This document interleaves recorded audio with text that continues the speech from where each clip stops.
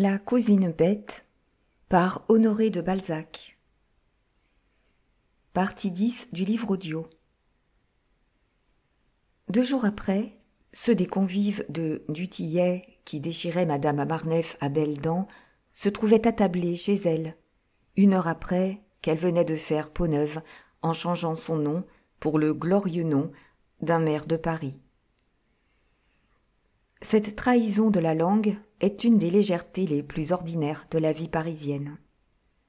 Valérie avait eu le plaisir de voir à l'église le baron brésilien, que Crevel, devenu mari complet, invita par forfanterie. La présence de Montès au déjeuner n'étonna personne. Tous ces gens d'esprit étaient depuis longtemps familiarisés avec les lâchetés de la passion, avec les transactions du plaisir. La profonde mélancolie de Steinbock, qui commençait à mépriser celle dont il avait fait un ange, parut être d'excellent goût. Le Polonais semblait dire, ainsi, que tout était fini entre Valérie et lui. Lisbeth vint embrasser sa chère Madame Crevel en s'excusant de ne pas assister au déjeuner sur le douloureux état de santé d'Adeline. « Sois tranquille, dit-elle à Valérie en la quittant. Ils te recevront chez eux et tu les recevras chez toi. Pour avoir seulement entendu ces 4 mots, 200 000 francs, la baronne est à la mort. Oh, tu les tiens tous par cette histoire. Mais tu me la diras. » 1 mois après son mariage, Valérie en était à sa 10e querelle avec Steinbock, qui voulait d'elle des explications sur Henri Montès, qui lui rappelait ses phrases pendant la scène du paradis, et qui, non content de flétrir Valérie par des termes de mépris, la surveillait tellement qu'elle ne trouvait plus un instant de liberté, tant elle était pressée entre la jalousie de Wenceslas et l'empressement de Crevel. N'ayant plus auprès d'elle Lisbeth, qui la conseillait admirablement bien, elle s'emporta jusqu'à reprocher durement à Wenceslas l'argent qu'elle lui prêtait. La fierté de Steinbock se réveilla si bien qu'il ne revint plus à l'hôtel Crevel. Valérie avait atteint à son but. Elle voulait éloigner Wenceslas pendant quelque temps pour recouvrer sa liberté. Valérie attendit un voyage à la campagne que Crevel devait faire chez le comte Popinot afin d'y négocier la présentation de Madame Crevel et put ainsi donner un rendez-vous au baron qu'elle désirait avoir toute une journée à elle pour lui donner des raisons qui devaient redoubler l'amour du Brésilien. Le matin de ce jour-là, Reine, jugeant de son crime par la grosseur de la somme reçue, essaya d'avertir sa maîtresse, à qui naturellement elle s'intéressait plus qu'à des inconnus, mais comme on l'avait menacée de la rendre folle et de l'enfermer à la salpêtrière, en cas d'indiscrétion, elle fut timide. « Madame est si heureuse maintenant, dit-elle. Pourquoi s'embarrasserait-elle encore de ce Brésilien? Je m'en défie, moi. »« C'est vrai, reine. Aussi vais-je le congédier. »« Ah, madame, j'en suis bien aise. Il m'effraie, ce Moricaud. Je le crois capable de tout. »« Et tu sottes. C'est pour lui qu'il faut craindre quand il est avec moi. » En ce moment, Lisbeth entra. « Ma chère gentille chevrette, il y a longtemps que nous ne nous sommes vus, dit Valérie. Je suis bien malheureuse. Crevel m'assomme et je n'ai plus de Wenceslas. Nous sommes brouillés. »« Je le sais, reprit Lisbeth, et c'est à cause de lui que je viens. Victorin l'a rencontré sur les 5 heures du soir, au moment où il entrait dans un restaurant à 25 sous, rue de Valois. Il l'a pris à jeun par les sentiments et l'a ramené rue Louis-le-Grand. Hortense, en revoyant Wenceslas maigre, souffrant, mal vêtu, lui a tendu la main. « Voilà comment tu me trahis. »« Monsieur Henri, madame, » vint dire le valet de chambre à l'oreille de Valérie. « Laisse-moi, Lisbeth, je t'expliquerai tout cela demain. » Mais, comme on va le voir, Valérie ne devait bientôt plus pouvoir rien expliquer à personne. Vers la fin du mois de mai, la pension du baron Hulot fut entièrement dégagée par les paiements que Victorin avait successivement faits au baron de Nucingen. Chacun sait que les semestres des pensions ne sont acquittés que sur la présentation d'un certificat de vie, et comme on ignorait la demeure du baron Hulot, les semestres frappés d'opposition au profit de Vauvinet restaient accumulés au trésor. Vauvinet ayant signé sa main levée, désormais il était indispensable de trouver le titulaire pour toucher l'arriéré. La baronne avait, grâce aux soins du docteur Bianchon, recouvré la santé. La bonne Josépha contribua par une lettre, dont l'orthographe trahissait la collaboration du duc d'Hérouville, à l'anti-rétablissement d'Adeline. Voici ce que la cantatrice écrivit à la baronne après 40 jours de recherches actives. Madame la baronne, Monsieur Hulot vivait, il y a 2 mois, rue des Bernardins, avec Élodie Chardin, la repriseuse de dentelle, qu'il avait enlevée à mademoiselle Bijoux. Mais il est parti, laissant là tout ce qu'il possédait, sans dire un mot, sans qu'on puisse savoir où il est allé. Je ne me suis pas découragée, et j'ai mis à sa poursuite un homme qui déjà croit l'avoir rencontré sur le boulevard Bourdon. La pauvre juive tiendra la promesse faite à la chrétienne, que l'ange prie pour le démon. C'est ce qui doit arriver quelquefois dans le ciel. Je suis, avec un profond respect, et pour toujours, votre humble servante, Josépha Mira.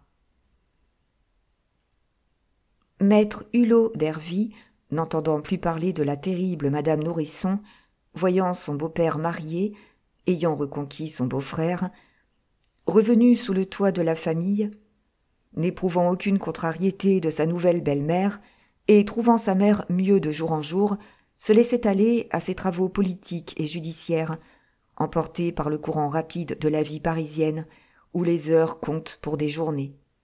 Chargé d'un rapport à la Chambre des députés, il fut obligé, vers la fin de la session, de passer toute une nuit à travailler. Rentré dans son cabinet vers 9 heures, il attendait que son valet de chambre apportât ses flambeaux garnis d'abat-jour, et il pensait à son père. Il se reprochait de laisser la cantatrice occupée de cette recherche, et il se proposait de voir à ce sujet le lendemain M. Chapuzot. Lorsqu'il aperçut à sa fenêtre, dans la lueur du crépuscule, une sublime tête de vieillard, à crâne jaune, bordé de cheveux blancs. « Dites, mon cher monsieur, qu'on laisse arriver jusqu'à vous un pauvre ermite venu du désert et chargé de quêter pour la reconstruction d'un saint asile. » Cette vision, qui prenait une voix et qui rappela soudain à l'avocat une prophétie de l'horrible Nourrisson, le fit tressaillir.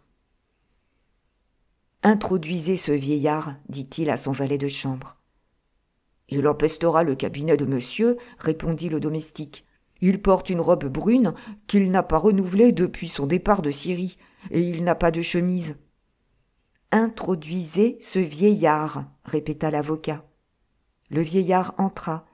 Victorin examina d'un œil défiant ce soi-disant ermite en pèlerinage et vit un superbe modèle de ces moines napolitains dont les robes sont sœurs des guenilles du Lazzarone, dont les sandales sont les haillons du cuir, comme le moine est lui-même un haillon humain.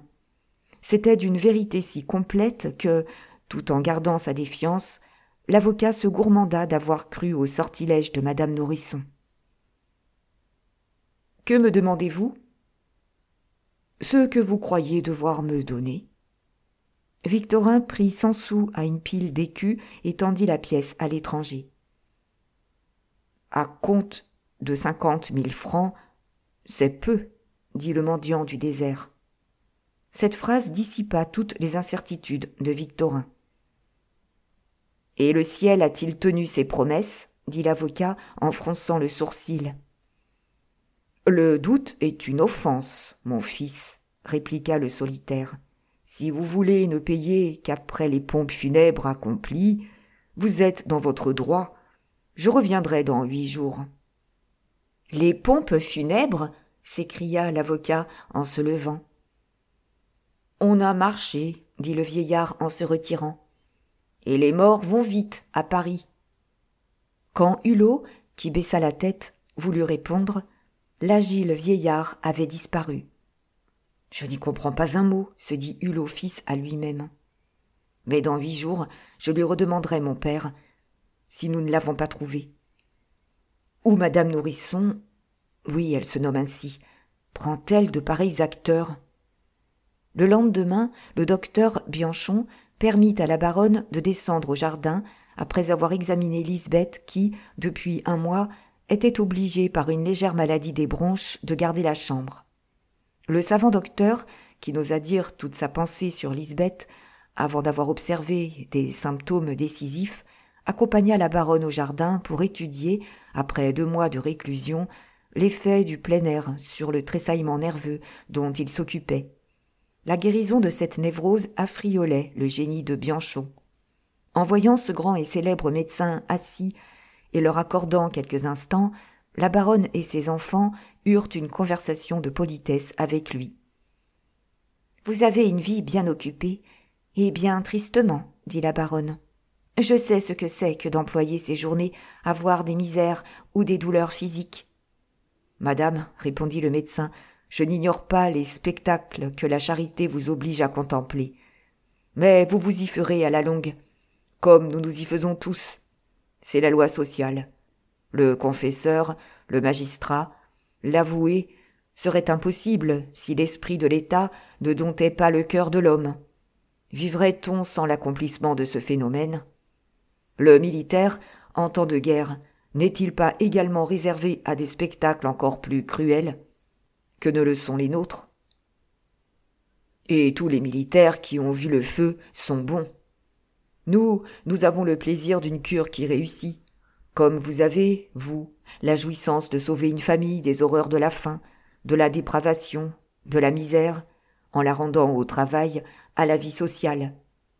Mais comment se consolent le magistrat, le commissaire de police et l'avoué qui passent leur vie à fouiller les plus scélérates combinaisons de l'intérêt, ce monstre social qui connaît le regret de ne pas avoir réussi, mais que le repentir ne visitera jamais?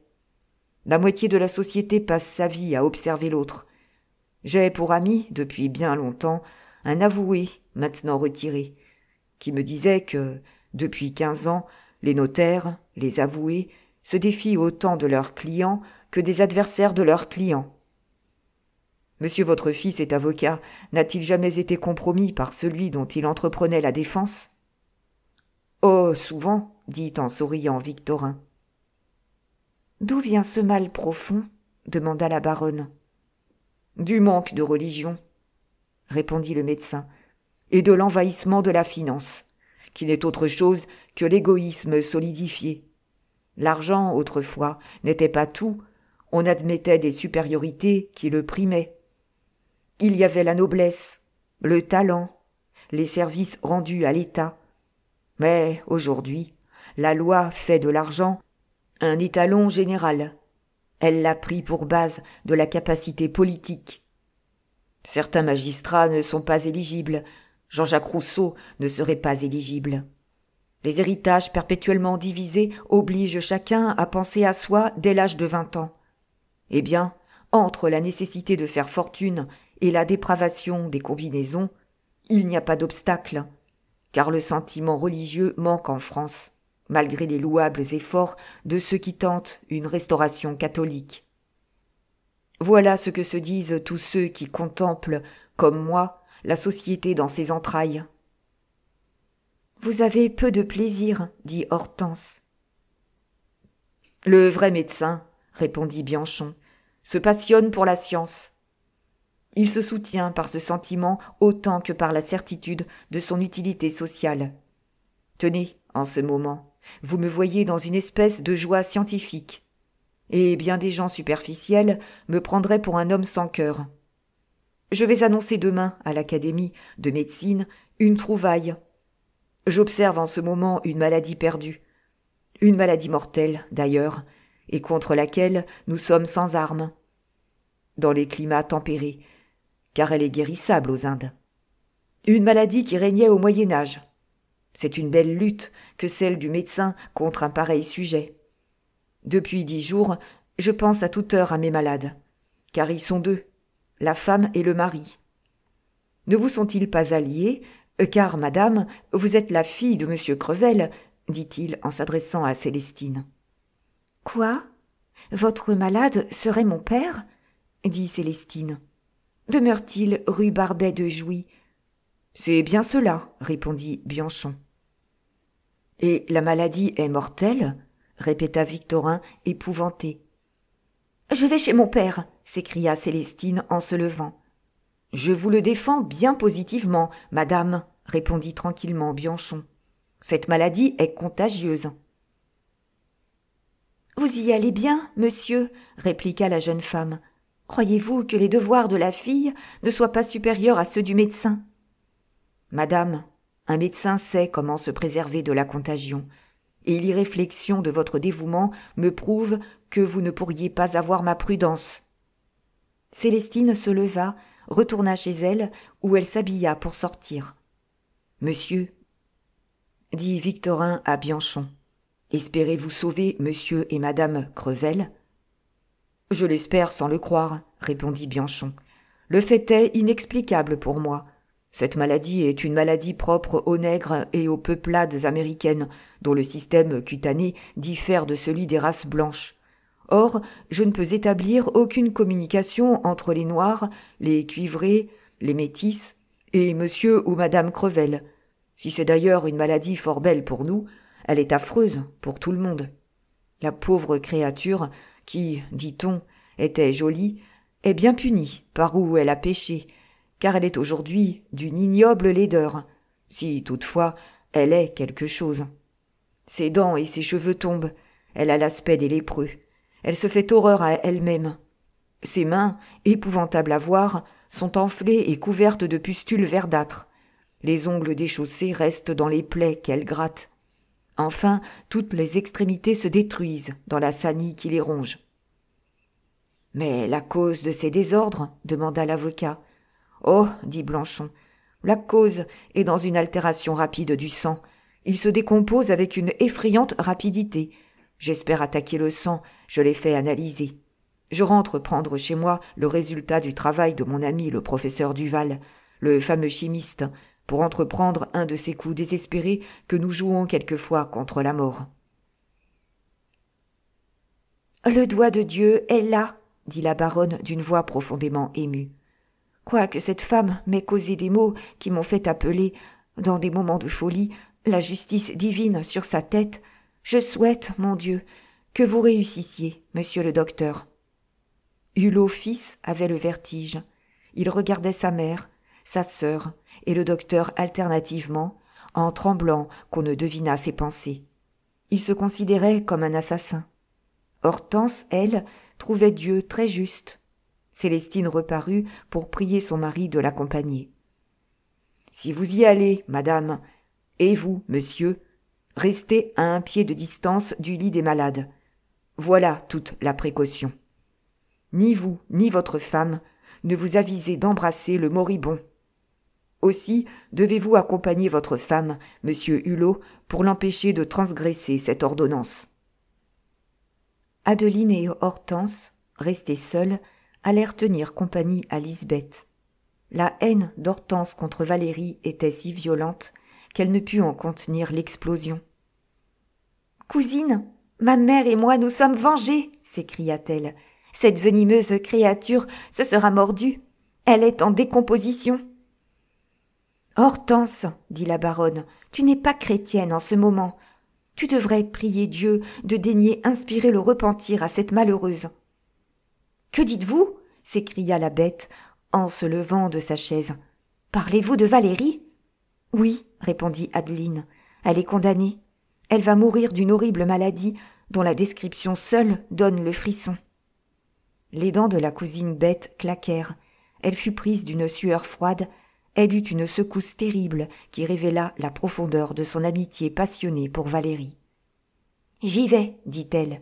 « Mais le docteur t'a défendu de sortir. »« N'importe, j'y vais. Ce pauvre Crevel, dans quel état elle doit être, car il aime sa femme. »« Il meurt aussi, répliqua la comtesse Steinbock. « Ah, tous nos ennemis sont entre les mains du diable. »« De Dieu, ma fille. » Lisbeth s'habilla, prit son fameux cachemire jaune, sa capote de velours noir, mit ses brodequins. Et, rebelle aux remontrances d'Adeline et d'Hortense, elle partit comme poussée par une force despotique. Arrivée rue Barbet, quelques instants après, monsieur et madame Hulot, Lisbeth trouva 7 médecins que Bianchon avait mandés pour observer ce cas unique, et auquel il venait de se joindre. Ces docteurs, debout dans le salon, discutaient sur la maladie. Tantôt l'un, tantôt l'autre, allaient soit dans la chambre de Valérie, soit dans celle de Crevel, pour observer, et revenaient avec un argument basé sur cette rapide observation. 2 graves opinions partageaient ces princes de la science. L'un, seul de son opinion, tenait pour un empoisonnement et parlait de vengeance particulière en niant qu'on eût retrouvé la maladie décrite au Moyen-Âge. 3 autres voulaient voir une décomposition de la lymphe et des humeurs. Le second parti, celui de Bianchon, soutenait que cette maladie était causée par une viciation du sang que corrompait un principe morbifique inconnu. Bianchon apportait le résultat de l'analyse du sang faite par le professeur Duval. Les moyens curatifs, quoique désespérés et tout à fait empiriques, dépendaient de la solution de ce problème médical. Lisbeth resta pétrifiée à 3 pas du lit où mourait Valérie, en voyant un vicaire de saint Thomas d'Aquin au chevet de son amie et une sœur de charité la soignant. La religion trouvait une âme à sauver dans un amas de pourriture qui, des 5 sens de la créature, n'avait gardé que la vue. La sœur de charité, qui seule avait accepté la tâche de garder Valérie, se tenait à distance. Ainsi, l'Église catholique, ce corps divin, toujours animé par l'inspiration du sacrifice en toutes choses, assistait, sous sa double forme d'esprit et de chair, cette infâme et infecte moribonde en lui prodiguant sa mansuétude infinie et ses inépuisables trésors de miséricorde. Les domestiques épouvantés refusaient d'entrer dans la chambre de monsieur ou de madame. Ils ne songeaient qu'à eux et trouvaient leur maître justement frappé. L'infection était si grande que, malgré les fenêtres ouvertes et les plus puissants parfums, personne ne pouvait rester longtemps dans la chambre de Valérie. La religion seule y veillait. Comment une femme, d'un esprit aussi supérieur que Valérie, ne se serait-elle pas demandé quel intérêt faisaient rester là ces 2 représentants de l'Église? Aussi la mourante avait-elle écouté la voix du prêtre. Le repentir avait entamé cette âme perverse en proportion des ravages que la dévorante maladie faisait à la beauté. La délicate Valérie avait offert à la maladie beaucoup moins de résistance que Crevel, et elle devait mourir la première, ayant été d'ailleurs la première attaquée. « Si je n'avais pas été malade, je serais venue te soigner, dit enfin Lisbeth, après avoir échangé un regard avec les yeux abattus de son amie. Voici 15 ou 20 jours que je garde la chambre, mais en apprenant ta situation par le docteur, je suis accourue. Pauvre Lisbeth, tu m'aimes encore, toi. Je le vois, dit Valérie. Écoute, je n'ai plus qu'1 jour ou 2 à penser, car je ne puis pas dire vivre. Tu le vois, je n'ai plus de corps, je suis un tas de boue. On ne me permet pas de me regarder dans un miroir. Je n'ai que ce que je mérite. Ah, je voudrais, pour être reçue à merci, réparer tout le mal que j'ai fait. Oh, dit Lisbeth, si tu parles ainsi, tu es bien morte. N'empêchez pas cette femme de se repentir. Laissez-la dans ses pensées chrétiennes, dit le prêtre. Plus rien, se dit Lisbeth épouvantée. Je ne reconnais ni ses yeux, ni sa bouche. Il ne reste pas un seul trait d'elle, et l'esprit a déménagé. Oh, c'est effrayant. Tu ne sais pas, reprit Valérie, ce que c'est que la mort, ce que c'est que de penser forcément au lendemain de son dernier jour, à ce que l'on doit trouver dans le cercueil. Des vers pour le corps, mais quoi pour l'âme? Ah, Lisbeth, je sens qu'il y a une autre vie, et je suis toute à une terreur qui m'empêche de sentir les douleurs de ma chair décomposée. Moi qui disais en riant à Crevel, en me moquant d'une sainte, que la vengeance de Dieu prenait toutes les formes du malheur. Eh bien, Je t'ai prophète. Ne joue pas avec les choses sacrées, Lisbeth. Si tu m'aimes, imite-moi. Repens-toi. Moi, dit la Lorraine, j'ai vu la vengeance partout dans la nature. Les insectes périssent pour satisfaire le besoin de se venger quand on les attaque. Et ces messieurs, dit-elle en montrant le prêtre, ne nous disent-ils pas que Dieu se venge et que sa vengeance dure l'éternité? Le prêtre jeta sur Lisbeth un regard plein de douceur et lui dit « Vous êtes athée, madame ?»« Mais vois donc où j'en suis, » lui dit Valérie. « Et d'où te vient cette gangrène ?» demanda la vieille fille qui resta dans son incrédulité villageoise. « Oh, j'ai reçu de Henri un billet qui ne me laisse aucun doute sur mon sort. Il m'a tuée. Mourir au moment où je voulais vivre honnêtement, et mourir un objet d'horreur. Lisbeth, abandonne toute idée de vengeance. Sois bonne pour cette famille, à qui j'ai déjà, par un testament, donné tout ce dont la loi me permet de disposer. Va, ma fille, quoique tu sois le seul être aujourd'hui qui ne s'éloigne pas de moi avec horreur. Je t'en supplie, va-t'en, laisse-moi. Je n'ai plus que le temps de me livrer à Dieu.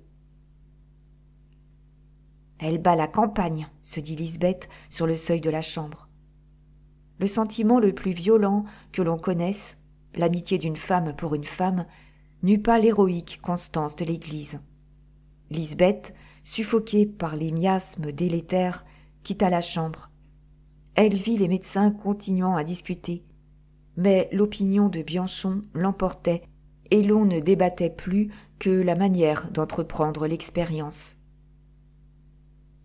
« Ce sera toujours une magnifique autopsie, » disait un des opposants, « et nous aurons 2 sujets pour pouvoir établir des comparaisons. » Lisbeth accompagna Bianchon, qui vint au lit de la malade sans avoir l'air de s'apercevoir de la fétidité qui s'en exhalait. « Madame, dit-il, nous allons essayer sur vous une médication puissante et qui peut vous sauver. »« Si vous me sauvez, dit-elle, serai-je belle comme auparavant ?»« Peut-être, dit le savant médecin. »« Votre peut-être est connu, dit Valérie. Je serai comme ces femmes tombées dans le feu. Laissez-moi tout à l'église. Je ne puis maintenant plaire qu'à Dieu. Je vais tâcher de me réconcilier avec lui. Ce sera ma dernière coquetterie. Oui, il faut que je fasse le bon Dieu. » « Voilà le dernier mot de ma pauvre Valérie. Je la retrouve, dit Lisbeth en pleurant. La Lorraine crut devoir passer dans la chambre de Crevel, où elle trouva Victorin et sa femme assis à 3 pieds de distance du lit du pestiféré. « Lisbeth, dit-il, on me cache l'état dans lequel est ma femme. Tu viens de la voir. Comment va-t-elle ?»« Elle est mieux. Elle se dit sauvée, répondit Lisbeth, en se permettant ce calembour afin de tranquilliser Crevel. « Ah bon, reprit le maire, car j'avais peur d'être la cause de sa maladie. On n'a pas été commis voyageur pour la parfumerie impunément. Je me fais des reproches. Si je la perdais, que deviendrais-je? Ma parole d'honneur, mes enfants, j'adore cette femme-là. » Crevel essaya de se mettre en position en se remettant sur son séant. « Oh, papa, dit Célestine, si vous pouviez être bien portant, je recevrais ma belle-mère, j'en fais le vœu. »« Pauvre petite Célestine, reprit Crevel, viens m'embrasser. » Victorin retint sa femme qui s'élançait. « Vous ignorez, monsieur, dit avec douceur l'avocat, que votre maladie est contagieuse. »« C'est vrai, répondit Crevel, les médecins s'applaudissent d'avoir retrouvé sur moi je ne sais quelle peste du Moyen-Âge qu'on croyait perdue, et qu'ils faisaient tambouriner dans leurs facultés. C'est fort drôle. »« Papa, dit Célestine, soyez courageux, et vous triompherez de cette maladie. »« Soyez calmes, mes enfants. La mort regarde à 2 fois avant de frapper un maire de Paris, dit-il, avec un sang-froid comique. Et puis, si mon arrondissement est assez malheureux pour se voir enlever l'homme qu'il a 2 fois honoré de ses suffrages, hein, voyez comme je m'exprime avec facilité. Eh bien, je saurai faire mes paquets. Je suis un ancien commis voyageur. J'ai l'habitude des départs. Ah, mes enfants, je suis un esprit fort. »« Papa, promets-moi de laisser venir l'Église à ton chevet. »« Jamais, répondit Crevel. Que voulez-vous? J'ai sucé le lait de la Révolution. Je n'ai pas l'esprit du baron d'Holbach, mais j'ai sa force d'âme. Je suis plus que jamais régence, mousquetaire gris, abbé Dubois et maréchal de Richelieu. Sacrebleu! Ma pauvre femme, qui perd la tête, vient de m'envoyer un homme à soutane. À moi, l'admirateur de Béranger, l'ami de Lisette, l'enfant de Voltaire et de Rousseau. Le médecin m'a dit, pour me tâter, pour savoir si la maladie m'abattait, « Vous avez vu, monsieur l'abbé ? Eh bien, j'ai imité le grand Montesquieu. Oui, j'ai regardé le médecin. Tenez, comme cela, fit-il en se mettant de trois quarts, comme dans son portrait, et tendant la main avec autorité. Et j'ai dit, « Cet esclave est venu. Il a montré son ordre et n'a rien obtenu. » Son ordre est un joli calembour qui prouve qu'à l'agonie, monsieur le président de Montesquieu conservait toute la grâce de son génie, car on lui avait envoyé un jésuite. J'aime ce passage. On ne peut pas dire de sa vie, mais de sa mort. Ah, le passage. Encore un calembour. Le passage Montesquieu. Hulot fils contemplait tristement son beau-père, en se demandant si la bêtise et la vanité ne possédaient pas une force égale à celle de la vraie grandeur d'âme.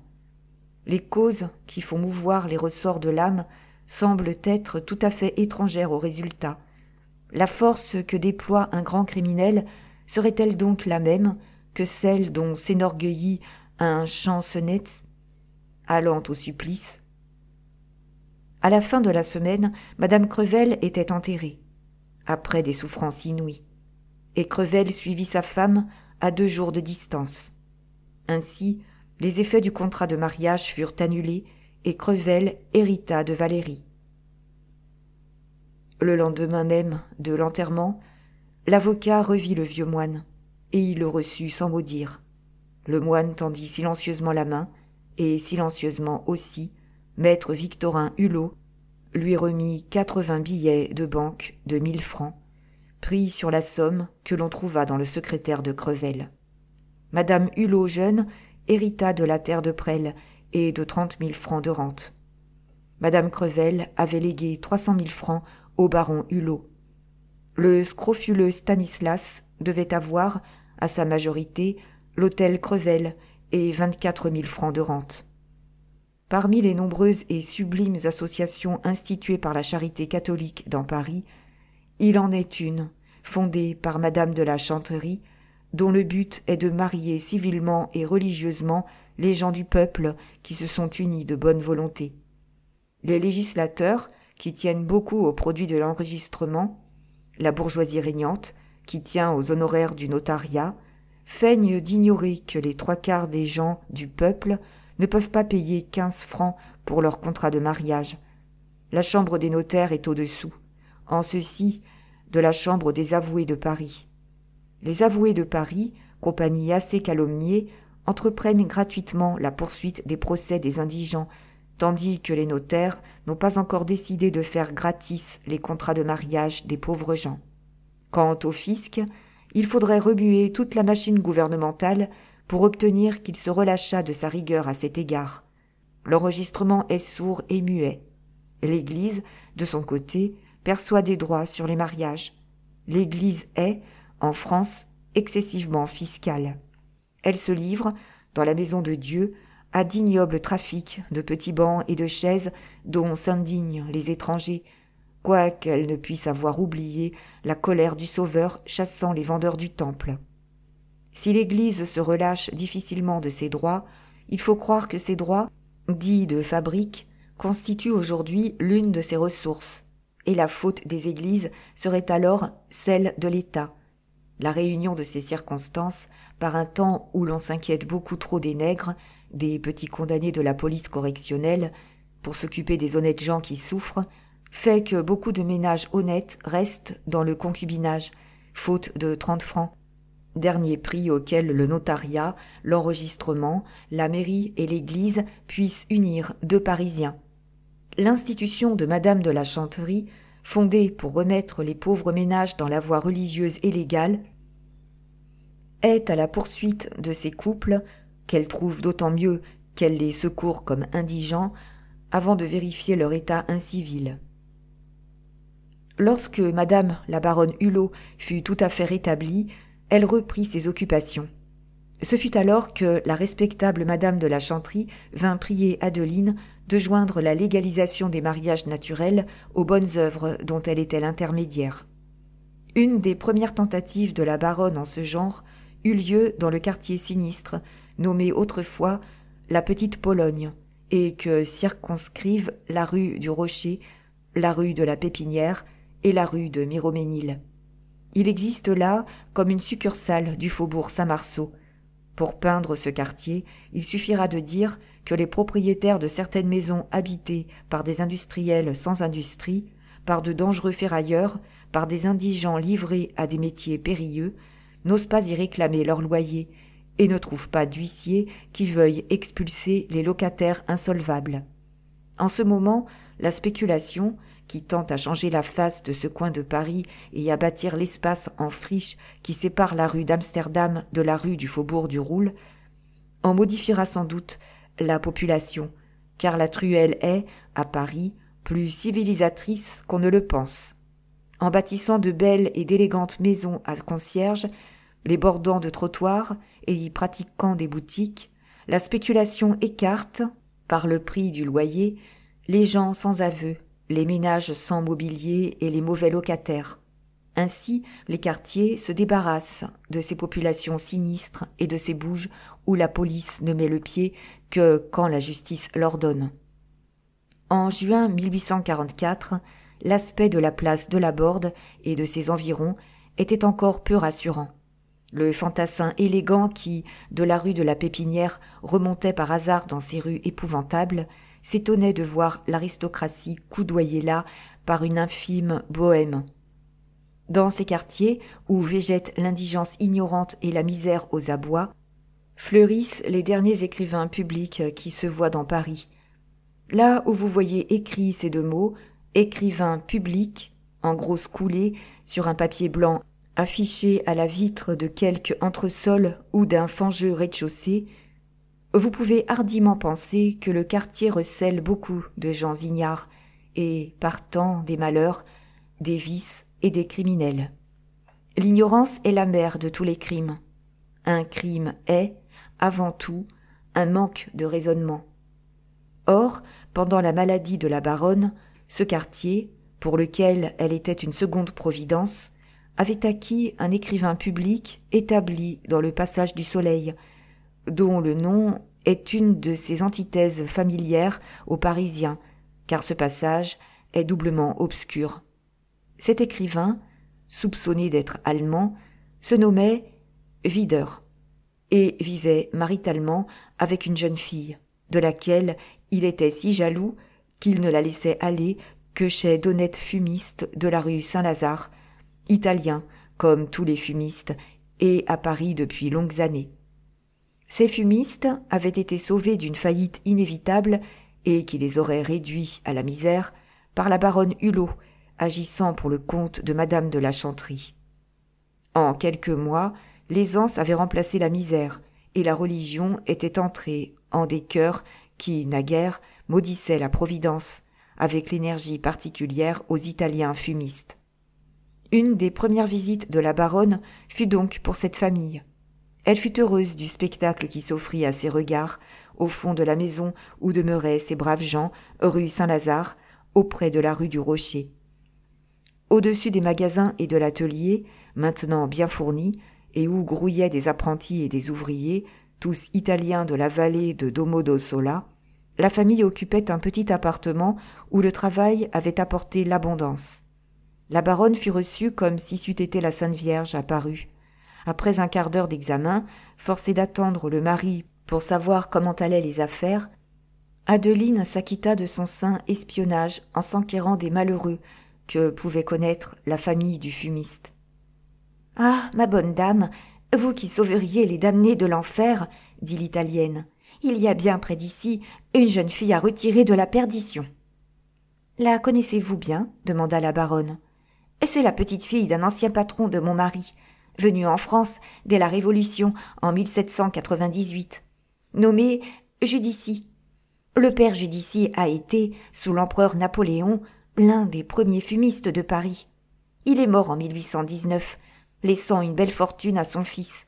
Mais le fils Judici a tout mangé, avec de mauvaises femmes. Et il a fini par en épouser une plus rusée que les autres, celle dont il a eu cette pauvre petite fille qui sort d'avoir 15 ans. Que lui est-il arrivé? Dit la baronne, vivement impressionnée par la ressemblance du caractère de ce Judici avec celui de son mari. Eh bien, madame, cette petite, nommée Atala, a quitté père et mère pour venir vivre ici à côté, avec un vieil Allemand de 80 ans, au moins, nommé Videur, qui fait toutes les affaires des gens qui ne savent ni lire ni écrire. Si au moins ce vieux libertin, qui, dit-on, aurait acheté la petite à sa mère pour 1500 francs, épousait cette jeunesse, comme il a sans doute peu de temps à vivre, et qu'on le dit susceptible d'avoir quelques milliers de francs de rente, eh bien, la pauvre enfant, qui est un petit ange, échapperait au mal et surtout à la misère qui la pervertira. Je vous remercie de m'avoir indiqué cette bonne action à faire, dit Adeline, mais il faut agir avec prudence. Quel est ce vieillard? Oh, madame, c'est un brave homme. Il rend la petite heureuse et il ne manque pas de bon sens. Car, voyez-vous, il a quitté le quartier des Judici, je crois, pour sauver cet enfant des griffes de sa mère. La mère était jalouse de sa fille, et peut-être rêvait-elle de tirer parti de cette beauté, de faire de cet enfant une demoiselle. Atala s'est souvenue de nous. Elle a conseillé à son monsieur de s'établir auprès de notre maison, et, comme le bonhomme a vu qui nous étions, il la laisse venir ici. Mais mariez-le, madame, et vous ferez une action bien digne de vous. Une fois mariée, la petite sera libre, elle échappera par ce moyen à sa mère, qui la guette et qui voudrait, pour tirer parti d'elle, la voir au théâtre ou réussir dans l'affreuse carrière où elle l'a lancée. Pourquoi ce vieillard ne l'a-t-il pas épousée? Ce n'était pas nécessaire, dit l'Italienne, et quoique le bonhomme Videur ne soit pas un homme absolument méchant, je crois qu'il est assez rusé pour vouloir être maître de la petite, tandis que marié, dame, il craint ce pauvre vieux, ce qui pend au nez de tous les vieux. Pouvez-vous envoyer chercher la jeune fille? Dit la baronne. Je la verrai ici. Je saurai s'il y a de la ressource. La femme du fumiste fit un signe à sa fille aînée, qui partit aussitôt. 10 minutes après, cette jeune personne revint, tenant par la main une fille de 15 ans et demi, d'une beauté toute italienne. Mademoiselle Judici tenait du sang paternel, cette peau jaunâtre au jour, qui le soir, aux lumières, devient d'une blancheur éclatante, des yeux d'une grandeur, d'une forme, d'un éclat oriental, des cils fournis et recourbés qui ressemblaient à de petites plumes noires, une chevelure d'ébène, et cette majesté native de la Lombardie qui fait croire à l'étranger, quand il se promène le dimanche à Milan, que les filles des portiers sont autant de reines.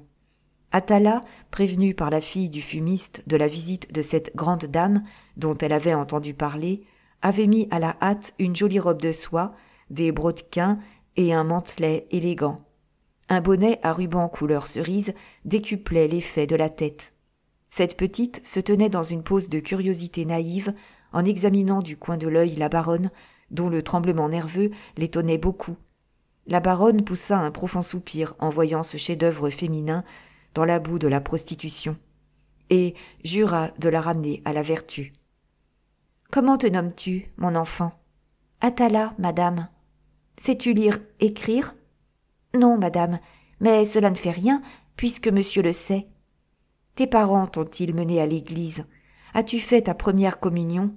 Sais-tu ton catéchisme ?»« Madame, papa voulait me faire des choses qui ressemblent à ce que vous dites, mais maman s'y est opposée. »« Ta mère ?» s'écria la baronne. « Elle est donc bien méchante, ta mère. » Elle me battait toujours. Je ne sais pourquoi, mais j'étais le sujet de disputes continuelles entre mon père et ma mère. On ne t'a donc jamais parlé de Dieu? S'écria la baronne. L'enfant ouvrit de grands yeux. Ah, maman et papa disaient souvent S-N de Dieu, tonnerre de Dieu, sacre Dieu, dit-elle avec une délicieuse naïveté. N'as-tu jamais vu d'église? Ne t'est-il pas venu dans l'idée d'y entrer? Des églises? Ah, Notre-Dame, le Panthéon, j'ai vu cela de loin, quand papa m'emmenait dans Paris. Mais cela n'arrivait pas souvent. Il n'y a pas de ces églises-là dans le faubourg. Dans quel faubourg étiez-vous? Dans le faubourg. Quel faubourg? Mais rue de Charonne, madame. Les gens du faubourg Saint-Antoine n'appellent jamais autrement ce quartier célèbre que le faubourg. C'est pour eux le faubourg par excellence, le souverain faubourg, et les fabricants eux-mêmes entendent par ce mot spécialement le faubourg Saint-Antoine. On ne t'a jamais dit ce qui était bien, ce qui était mal? Maman me battait quand je ne faisais pas les choses à son idée. Mais ne savais-tu pas que tu commettais une mauvaise action en quittant ton père et ta mère pour aller vivre avec un vieillard? Atala Judici regarda d'un air superbe la baronne et ne lui répondit pas. C'est une fille tout à fait sauvage, se dit Adeline. Oh, madame, il y en a beaucoup comme elle au faubourg, dit la femme du fumiste. Mais elle ignore tout, même le mal, mon Dieu. Pourquoi ne me réponds-tu pas? Demanda la baronne en essayant de prendre Atala par la main. Atala, courroucée, recula d'un pas. Vous êtes une vieille folle, dit-elle. Mon père et ma mère étaient à jeun depuis une semaine. Ma mère voulait faire de moi quelque chose de bien mauvais, puisque mon père l'a battue en l'appelant voleuse. Pour lors, monsieur Videur a payé toutes les dettes de mon père et de ma mère, et leur a donné de l'argent. Oh, plein un sac. Et il m'a emmenée. Que mon pauvre père pleurait. Mais il fallait nous quitter. Eh bien, est-ce mal? Demanda-t-elle. Et aimez-vous bien ce monsieur Videur? Si je l'aime, dit-elle. Je crois bien, madame. Il me raconte de belles histoires tous les soirs. Et il m'a donné de belles robes, du linge, un châle. Mais c'est que je suis nippée comme une princesse, et je ne porte plus de sabots. Enfin, depuis 2 mois, je ne sais plus ce que c'est que d'avoir faim. Je ne mange plus de pommes de terre. Il m'apporte des bonbons, des pralines. Oh, que c'est bon, le chocolat praliné. Je fais tout ce qu'il veut pour un sac de chocolat, et puis mon gros père Videur est bien bon. Il me soigne si bien, si gentiment, que ça me fait voir comment aurait dû être ma mère. Il va prendre une vieille bonne pour me soigner, car il ne veut pas que je me salisse les mains à faire la cuisine. Depuis 1 mois, il commence à gagner pas mal d'argent. Il m'apporte 3 francs tous les soirs, que je mets dans une tirelire. Seulement, il ne veut pas que je sorte, excepté pour venir ici. C'est ça, un amour d'homme. Aussi fait-il de moi ce qu'il veut. Il m'appelle sa petite chatte. Et ma mère ne m'appelait que petite B ou bien F.P. Voleuse, vermine. Est-ce que je sais? Eh bien, pourquoi, mon enfant, ne ferais-tu pas ton mari du père Videur? Mais c'est fait.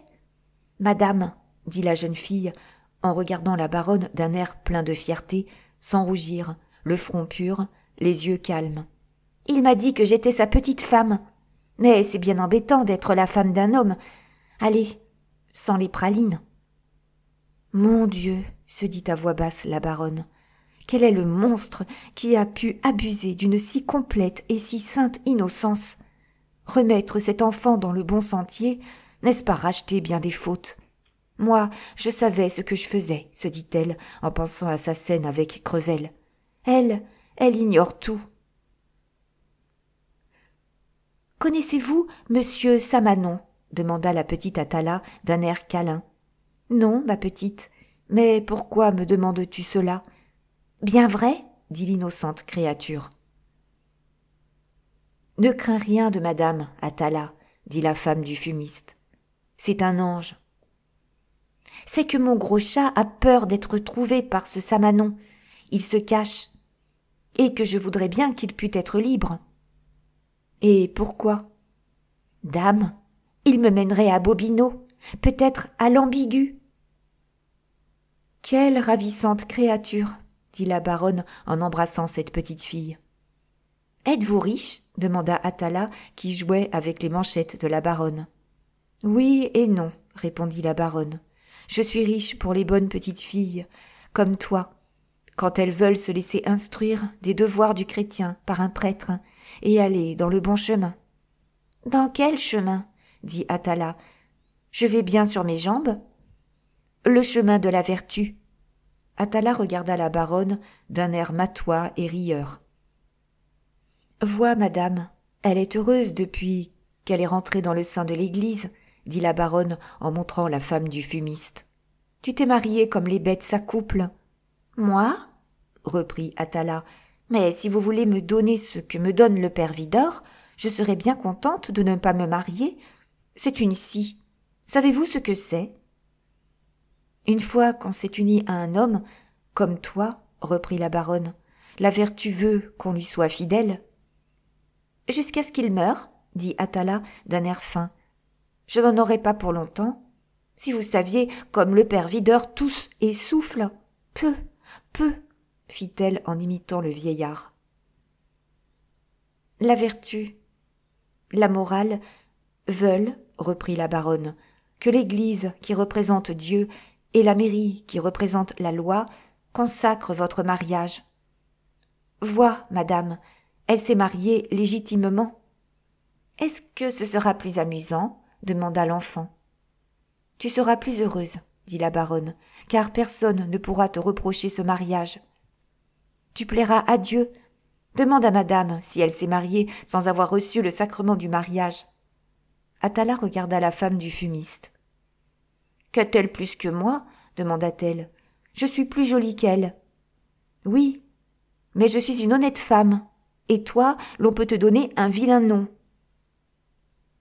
Comment veux-tu que Dieu te protège si tu foules aux pieds les lois divines et humaines ? Dit la baronne. Sais-tu que Dieu tient en réserve un paradis pour ceux qui suivent les commandements de son Église ? Qu'est-ce qu'il y a dans le paradis ? Y a-t-il des spectacles ? Dit Atala. Oh, le paradis, c'est, dit la baronne, toutes les jouissances que tu peux imaginer. Il est plein d'anges dont les ailes sont blanches.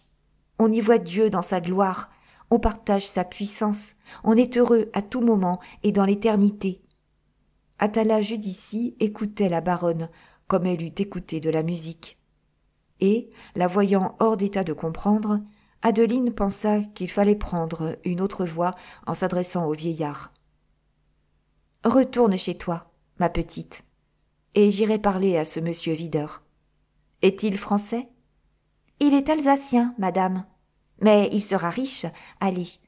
Si vous vouliez payer ce qu'il doit à ce vilain Samanon, il vous rendrait votre argent. Car il aura dans quelques mois, dit-il, 6 000 francs de rente.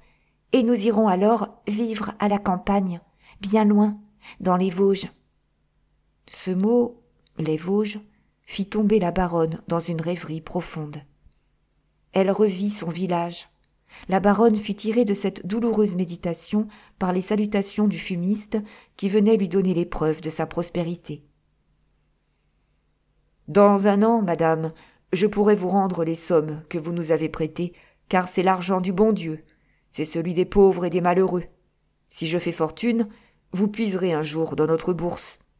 Je rendrai par vos mains, aux autres, le secours que vous nous avez apporté. » « En ce moment, dit la baronne, je ne vous demande pas d'argent, je vous demande votre coopération à une bonne œuvre. Je viens de voir la petite Judici qui vit avec un vieillard, et je veux les marier religieusement, légalement. »« Ah, le père Videur, c'est un bien brave et digne homme, il est de bons conseils. Ce pauvre vieux s'est déjà fait des amis dans le quartier, depuis 2 mois qu'il y est venu. Il me met mes mémoires honnêtes, c'est un brave colonel, je crois qu'il a bien servi l'empereur. Ah, comme il aime Napoléon. Il est décoré, mais il ne porte jamais de décoration.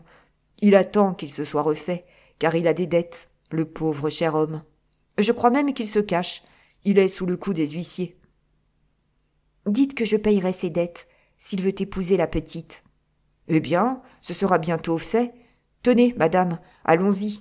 C'est à 2 pas, dans le passage du Soleil. » La baronne et le fumiste sortirent pour aller au passage du Soleil.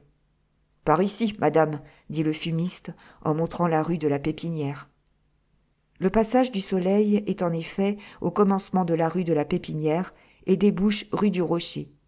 Au milieu de ce passage de création récente, et dont les boutiques sont d'un prix très modique, la baronne aperçut, au-dessus d'un vitrage garni de taffetas vert, à une hauteur qui ne permettait pas aux passants de jeter des regards indiscrets, écrivain public, et sur la porte, cabinet d'affaires.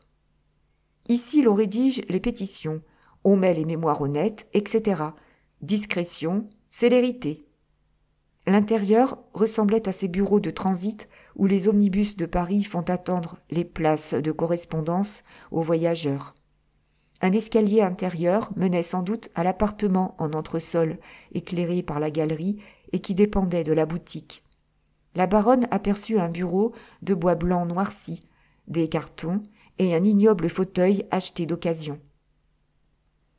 Une casquette et un abat-jour en taffetas vert à fil d'archal, tout crasseux, annonçaient soit des précautions prises pour se déguiser, soit une faiblesse d'yeux assez concevable chez un vieillard. « Il est là-haut, » dit le fumiste. « Je vais monter le prévenir et le faire descendre. » La baronne baissa son voile et s'assit. Un pas pesant ébranla le petit escalier de bois, et Adeline ne put retenir un cri perçant en voyant son mari, le baron Hulot, en veste grise tricotée, en pantalon de vieux molleton gris et en pantoufles. « Que voulez-vous, madame ?» dit Hulot galamment. Adeline se leva, saisit Hulot et lui dit d'une voix brisée par l'émotion. « Enfin, je te retrouve !»« Adeline !» s'écria le baron stupéfait qui ferma la porte de la boutique. « Joseph !» cria-t-il au fumiste. « Allez-vous-en par l'allée. »« Mon ami, dit-elle, oubliant tout dans l'excès de sa joie, tu peux revenir au sein de ta famille. Nous sommes riches. Ton fils a 160 000 francs de rente. Ta pension est libre. Tu as un arriéré de 15 000 francs à toucher sur ton simple certificat de vie. Valérie est morte en te léguant 300 000 francs. On a bien oublié ton nom, va. Tu peux rentrer dans le monde et tu trouveras d'abord chez ton fils une fortune. Viens, notre bonheur sera complet. Voici bientôt 3 ans que je te cherche, et j'espérais si bien te rencontrer que tu as un appartement tout prêt à te recevoir. Oh, sors d'ici, sors de l'affreuse situation où je te vois. »« Je le veux bien, » dit le baron étourdi. « Mais pourrais-je emmener la petite ?»« Hector, renonce à elle. Fais cela pour ton Adeline qui ne t'a jamais demandé le moindre sacrifice. Je te promets de doter cet enfant, de la bien marier, de la faire instruire.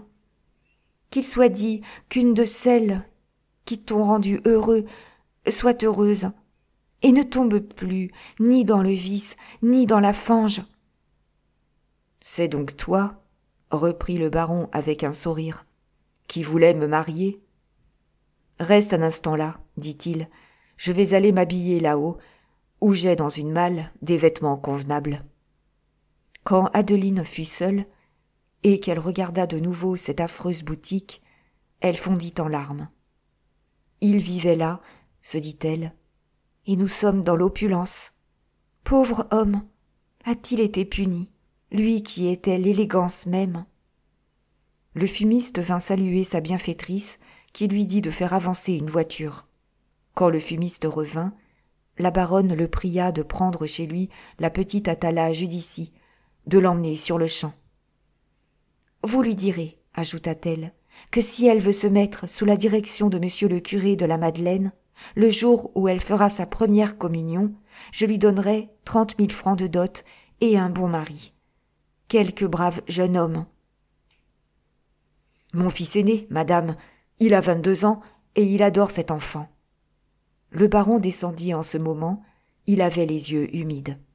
« Tu me fais quitter, dit-il à l'oreille de sa femme, la seule créature qui ait approché de l'amour que tu as pour moi. Cette petite fond en larmes, et je ne puis pas l'abandonner ainsi. » « Sois tranquille, Hector. Elle va se trouver au milieu d'une honnête famille, et je réponds de ses mœurs. »« Ah, je puis te suivre alors, » dit le baron en conduisant sa femme à la citadine. Hector, redevenu baron d'Hervy, avait mis un pantalon et une redingote en drap bleu, un gilet blanc, une cravate noire et des gants. Lorsque la baronne fut assise au fond de la voiture, Atala s'y fourra par un mouvement de couleuvre. « Ah, madame, dit-elle, laissez-moi vous accompagner et aller avec vous. Tenez, je serai bien gentille, bien obéissante, je ferai tout ce que vous voudrez. Mais ne me séparez pas du père Videur, de mon bienfaiteur, qui me donne de si bonnes choses. Je vais être battue. »« Allons, Atala, dit le baron, cette dame est ma femme, et il faut nous quitter. »« Elle ? Si vieille que ça ?» répondit l'innocente. « Et qui tremble comme une feuille. Oh, c'te tête !» Et elle imita railleusement le tressaillement de la baronne. Le fumiste, qui courait après la petite Judicie, vint à la portière de la voiture. « Emportez-la, » dit la baronne. Le fumiste prit Atala dans ses bras et l'emmena chez lui de force. « Merci de ce sacrifice, mon ami, » dit Adeline en prenant la main du baron et la serrant avec une joie délirante. « Es-tu changé? Comme tu dois avoir souffert. Quelle surprise pour ta fille, pour ton fils !» Adeline parlait comme parlent les amants qui se revoient après une longue absence, de 1000 choses à la fois. En 10 minutes, le baron et sa femme arrivèrent rue Louis-le-Grand, où Adeline trouva la lettre suivante. « Madame la baronne, Monsieur le baron d'Hervy est resté 1 mois rue de Charonne sous le nom de Thorec, anagramme d'Hector. Il est maintenant passage du Soleil sous le nom de Videur. Il se dit alsacien, fait des écritures et vit avec une jeune fille nommée Atala Judicie. Prenez bien des précautions, madame, car on cherche activement le baron, je ne sais dans quel intérêt. » La comédienne a tenu sa parole et se dit, comme toujours, « Madame la baronne, votre humble servante, J.M. » Le retour du baron excita des transports de joie qui le convertirent à la vie de famille. Il oublia la petite Atala Judicie, car les excès de la passion l'avaient fait arriver à la mobilité de sensation qui distingue l'enfance. Le bonheur de la famille fut troublé par le changement survenu chez le baron. Après avoir quitté ses enfants encore valides, il revenait presque centenaire, cassé, voûté, la physionomie dégradée. Un dîner splendide, improvisé par Célestine, rappela les dîners de la cantatrice au vieillard qui fut étourdi des splendeurs de sa famille.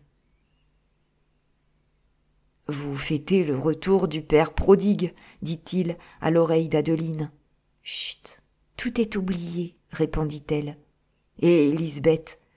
demanda le baron, qui ne vit pas la vieille fille. « Hélas, répondit Hortense, elle est au lit, elle ne se lève plus, et nous aurons le chagrin de la perdre bientôt. Elle compte te voir après dîner. » Le lendemain matin, au lever du soleil, Hulot fils fut averti par son concierge que des soldats de la garde municipale cernaient toute sa propriété. Des gens de justice cherchaient le baron Hulot. La garde du commerce, qui suivait la portière, présenta des jugements en règle à l'avocat, en lui demandant s'il voulait payer pour son père. Il s'agissait de 10 000 francs de lettres de change souscrites au profit d'un usurier nommé Samanon, et qui, probablement, avait donné 2 ou 3 000 francs au baron d'Hervy. Hulot fils pria la garde du commerce de renvoyer son monde, et il paya. « Sera cela tout ?» se dit-il avec inquiétude. Lisbeth, déjà bien malheureuse du bonheur qui luisait sur la famille, ne put soutenir cet événement heureux. Elle empira si bien qu'elle fut condamnée par Bianchon à mourir 1 semaine après, vaincue au bout de cette longue lutte marquée pour elle par tant de victoires. Elle garda le secret de sa haine au milieu de l'affreuse agonie d'une phtisie pulmonaire. Elle eut d'ailleurs la satisfaction suprême de voir Adeline, Hortense, Hulot, Victorin, Steinbock, Célestine et leurs enfants, tous en larmes autour de son lit, et la regrettant comme l'ange de la famille. Le baron Hulot, mis à un régime substantiel qu'il ignorait depuis bientôt 3 ans, reprit de la force, et il se ressembla presque à lui-même. Cette restauration rendit Adeline heureuse à un tel point que l'intensité de son tressaillement nerveux diminua.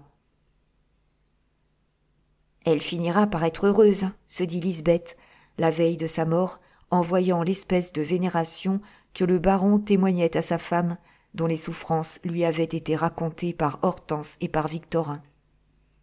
Ce sentiment hâta la fin de la cousine Bette, dont le convoi fut mené par toute une famille en larmes. Le baron et la baronne Hulot, se voyant arriver à l'âge du repos absolu, donnèrent au comte et à la comtesse Steinbock les magnifiques appartements du premier étage et se logèrent au second. Le baron, par les soins de son fils, obtint une place dans un chemin de fer au commencement de l'année 1845 avec 6 000 francs d'appointement qui, joints aux 6 000 francs de pension de sa retraite et à la fortune léguée par madame Crevel, lui composèrent 24 000 francs de rente. Hortense ayant été séparée de biens avec son mari pendant les 3 années de brouille, Victorin n'hésita plus à placer au nom de sa sœur les 200 000 francs du fidéicommis, et il fit à Hortense une pension de 12 000 francs. Venceslas, mari d'une femme riche, ne lui faisait aucune infidélité. Mais il flânait, sans pouvoir se résoudre à entreprendre une œuvre, si petite qu'elle fût. Redevenu artiste in partibus, il avait beaucoup de succès dans les salons, il était consulté par beaucoup d'amateurs. Enfin, il passa critique, comme tous les impuissants qui mentent à leur début.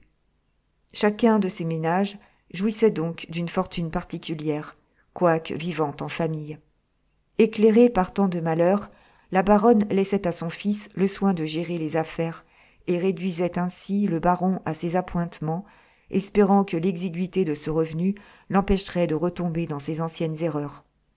Mais, par un bonheur étrange, et sur lequel ni la mère ni le fils ne comptaient, le baron semblait avoir renoncé au beau sexe. Sa tranquillité, mise sur le compte de la nature, avait fini par tellement rassurer la famille qu'on jouissait entièrement de l'amabilité revenue et des charmantes qualités du baron d'Ervy. Plein d'attention pour sa femme et pour ses enfants, il les accompagnait au spectacle, dans le monde où il reparut, et il faisait avec une grâce exquise les honneurs du salon de son fils. Enfin, ce père prodigue reconquis donnait la plus grande satisfaction à sa famille. C'était un agréable vieillard, complètement détruit, mais spirituel, n'ayant gardé de son vice que ce qui pouvait en faire une vertu sociale. On arriva naturellement à une sécurité complète. Les enfants et la baronne portaient au nu le père de famille, en oubliant la mort des 2 oncles. La vie ne va pas sans de grands oublis. Madame Victorin, qui menait avec un grand talent de ménagère, dû d'ailleurs aux leçons de Lisbeth, cette maison énorme, avait été forcée de prendre un cuisinier. Le cuisinier rendit nécessaire une fille de cuisine. Les filles de cuisine sont aujourd'hui des créatures ambitieuses, occupées à surprendre les secrets du chef, et qui deviennent des cuisinières dès qu'elles savent faire tourner les sauces. Donc, on change très souvent de filles de cuisine. Au commencement du mois de décembre 1845, Célestine prit pour fille de cuisine une grosse Normande d'Isigny, à taille courte, à bons bras rouges, munie d'un visage commun, bête comme une pièce de circonstance, et qui se décida difficilement à quitter le bonnet de coton classique dont se coiffent les filles de la basse Normandie. Cette fille, douée d'un embonpoint de nourrice, semblait près de faire éclater la cotonnade dont elle entourait son corsage. On eût dit que sa figure rougeaude avait été taillée dans du caillou, tant les jaunes contours en étaient fermes. On ne fit naturellement aucune attention dans la maison à l'entrée de cette fille appelée Agathe, la vraie fille délurée que la province envoie journellement à Paris. Agathe tenta médiocrement le cuisinier, tant elle était grossière dans son langage, car elle avait servi les rouliers, elle sortait d'une auberge de faubourg, et au lieu de faire la conquête du chef et d'obtenir de lui qu'il lui montrât le grand art de la cuisine, elle fut l'objet de son mépris. Le cuisinier courtisait Louise, la femme de chambre de la comtesse Steinbock. Aussi, la Normande, se voyant maltraitée, se plaignit-elle de son sort. Elle était toujours envoyée dehors, sous un prétexte quelconque, quand le chef finissait un plat ou parachevait une sauce. « Décidément, je n'ai pas de chance, disait-elle. J'irai dans une autre maison. » Néanmoins, elle resta, quoiqu'elle eût demandé déjà 2 fois à sortir. Une nuit, Adeline, réveillée par un bruit étrange, ne trouva plus Hector dans le lit qu'il occupait auprès du sien, car il couchait dans des lits jumeaux, ainsi qu'il convient à des vieillards. Elle attendit 1 heure, sans voir revenir le baron. Prise de peur, croyant à une catastrophe tragique, à l'apoplexie, elle monta d'abord à l'étage supérieur, occupé par les mansardes où couchaient les domestiques, et fut attirée vers la chambre d'Agathe. Autant par la vive lumière qui sortait par la porte, entrebâillée, que par le murmure de 2 voix. Elle s'arrêta, tout épouvantée, en reconnaissant la voix du baron, qui, séduit par les charmes d'Agathe, en était arrivé par la résistance calculée de cet atroce Maritorne à lui dire ces odieuses paroles. « Ma femme n'a pas longtemps à vivre, et si tu veux, tu pourras être baronne. » Adeline jeta un cri, laissa tomber son bougeoir et s'enfuit. 3 jours après, la baronne, administrée la veille, était à l'agonie et se voyait entourée de sa famille en larmes. Un moment avant d'expirer, elle prit la main de son mari, la pressa et lui dit à l'oreille : « Mon ami, je n'avais plus que ma vie à te donner. Dans un moment, tu seras libre et tu pourras faire une baronne Hulot. » Et l'on vit, ce qui doit être rare, des larmes sortir des yeux d'une morte. La férocité du vice avait vaincu la patience de l'ange, à qui, sur le bord de l'éternité, il échappa le seul mot de reproche qu'elle eût fait entendre de toute sa vie. Le baron Hulot quitta Paris 3 jours après l'enterrement de sa femme. 11 mois après, Victorin apprit indirectement le mariage de son père avec mademoiselle Agathe Pictard, qui s'était célébré à Isigny, le 1er février 1846. Les ancêtres peuvent s'opposer au mariage de leurs enfants, mais les enfants ne peuvent pas empêcher les folies des ancêtres en enfance, dit maître Hulot à maître Popinot, le second fils de l'ancien ministre du Commerce, qui lui parlait de ce mariage. Merci pour votre écoute. À bientôt pour un nouveau roman. N'hésitez pas à mettre un pouce, un commentaire, et si vous le pouvez, j'ai un lien Tipeee en description où vous pouvez faire un don.